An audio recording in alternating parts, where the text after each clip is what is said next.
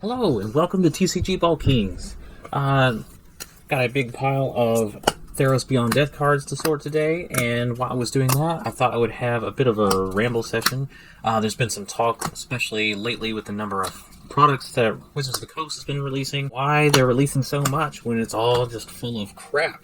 I believe is the term that's going around. If we're lucky, 2 or 3 or maybe even 10 cards out of a set are worth pursuing and hanging on to and playing in games, and the rest of it is just crap and you would never want it and it's garbage.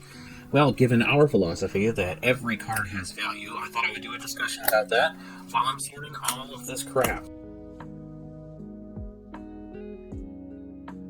Some of the discussion is that Wizards should go back to the good old days when all the sets weren't full of crap cards. But I'm not really interested in debating that point. It's more of a subjective judgment call. And don't get me wrong, I'm not saying there aren't crummy bulk cards. There always have been crummy bulk cards, even in Alpha Beta. They pretty gray ogre in the same set as Grizzly Bears. One is clearly better than the other.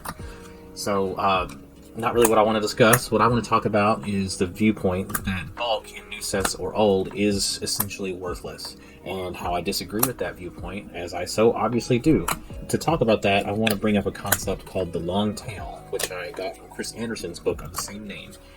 The long tail describes a graph called the demand curve, which ranks every item in a market by its popularity or number of sales, and then plots that relative popularity. You end up with a curve that looks like this, with the relatively most popular items in the market selling lots and lots of units, and then it drops off quickly to everything else.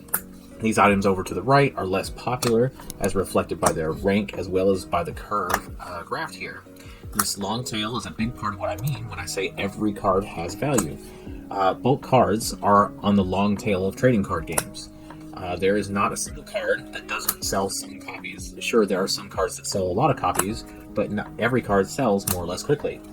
On a long tail graph, the demand curve never reaches zero, because every unit will find a buyer at some point. The reason this was a big deal around 2005 when this book came out is that there were a bunch of artificial market forces preventing the expression of all that demand for more niche or less popular products, and the advent of the internet and online shopping and all that really removed a lot of those. Like, Walmart can only carry so many CDs, but you can get any track you want off of iTunes or wherever. There are a lot of people who make a lot of money selling only cards that are in the short head area of the graph, that is the most popular or fastest selling or highest demand cards.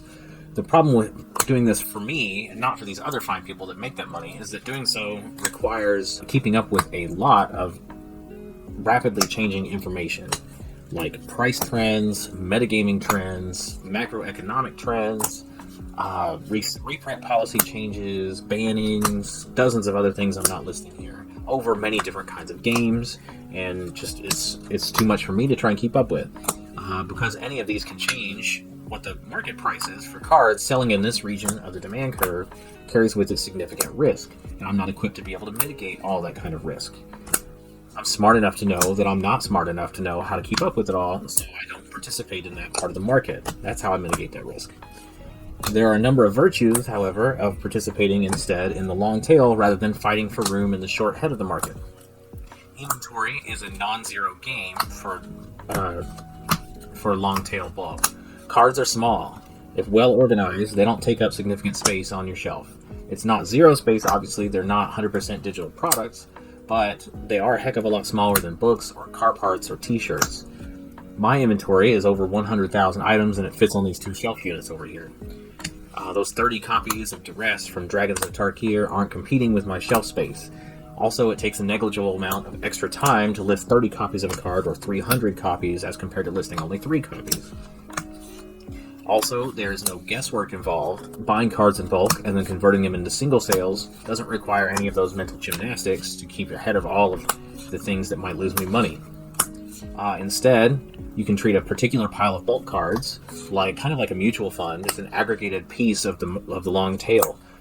You don't know what cards among them are going to be in demand at any given time, but you do know with certainty that some of them will be. The only way to capture that demand in the long tail is to have it all available. The only mistake would be to pretend that that demand doesn't exist and not respect it. Another good thing about bulk is that you buy at the floor typically. The value of bulk as bulk doesn't ever really go down. It's really hard for it to go too far. By its definition, you're already buying it at a severely discounted rate. There are always businesses who are willing to buy your bulk at published rates. See our bulk buy list comparison tool. There's a link below for a list of some of the more popular sites with buy list offers for bulk. So you can always get most of your money back, minus a little transaction cost or shipping cost. And that cost per card, when you buy it that way, is nearly zero. Long-tail products may not account for most of the sales in a given marketplace, but because they're often cheaper to acquire, they can be very profitable as long as the inventory costs are kept close to zero. When you're buying, $5 for 1,000 cards, the cost of each card is half a penny. So it's not very much. If you put the work in to convert the bulk into singles, you get to charge non-bulk prices for those singles. To everybody who's saying, yeah, you can get sales, but you can't get any profits, I would remind you that selling in volume gives you the benefit of economies of scale as well. Since you can bring down your cost, that allows you to dip into the game of selling cards at very low prices and still be able to make a profit.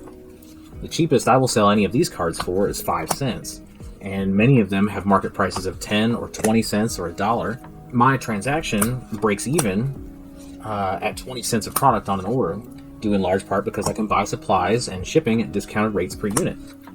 The profit margin goes up really fast from this break-even point. On 50 cents a product, I'm making 20 cents a profit. On $2 a product, I'm making $1.60. So on any given transaction, I can't lose more than a few cents, and the profit margin goes up really, really quickly from my low break-even point. There are a lot of market forces that drive demand down the curve into the long tail as well. With regard to Magic specifically, the existence of the popper format, in which all cards must have been printed at common rarity, pushes people towards bulkier cards. The existence of marketplaces like TCG Player and eBay open up the availability of these cards to anyone who wants them. Magic content creators help drive some people towards previously bulk content when it gets screen time in a game nights video or a shout out on EDH Rec or some new competitive build comes out. And search engines like Scryfall help people discover what they're really looking for. And these are just the Magic-related forces. There's a long tail for Pokemon and for Yu-Gi-Oh! And for all the other games, and you can even think of the games themselves as on a long tail, where games like Vice Schwartz and Cardfight Vanguard and Dragon Ball Super are further down the demand curve than Magic and Pokemon. And each of these games has their own long tail. So basically, the way I see it, and the thinking that has caused me to run my business in the manner I do, the only barrier to us capitalizing on all that demand down there on the long tail of the demand curve is being able to put in the work to convert bulk into singles. The internet at large has already made it so that anybody can find anything they want. I just have to make sure that if they're looking for something, that I have made it available to them.